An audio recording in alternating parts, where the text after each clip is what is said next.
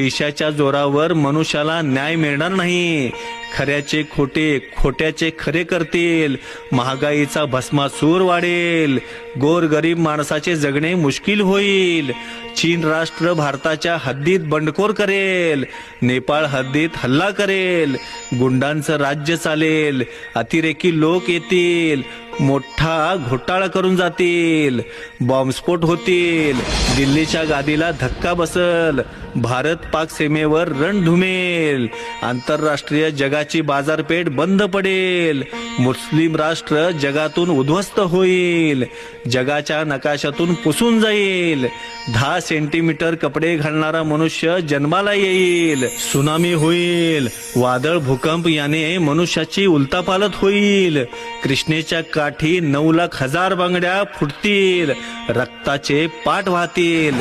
उगवता पेटल, मावळता विझल. अलंब दुनियेचा चौथाई कोणा ओसाड पडेल. एक पुरुषाला 7 बायका होतील. पुरुष झाडाच्या शेंड्याला चढून बसतील. नवऱ्याला बायको थोबाडीत मारल.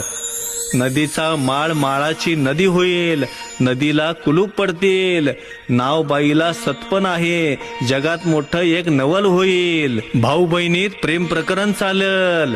लग्न कार्य होईल. भाऊ बहिणीच्या नात्याला कलंक लागल. काळीमा फासल. भावाला बहीण ओळखणं झालीया. सासू सासऱ्याला सून ओळखणं झालीया.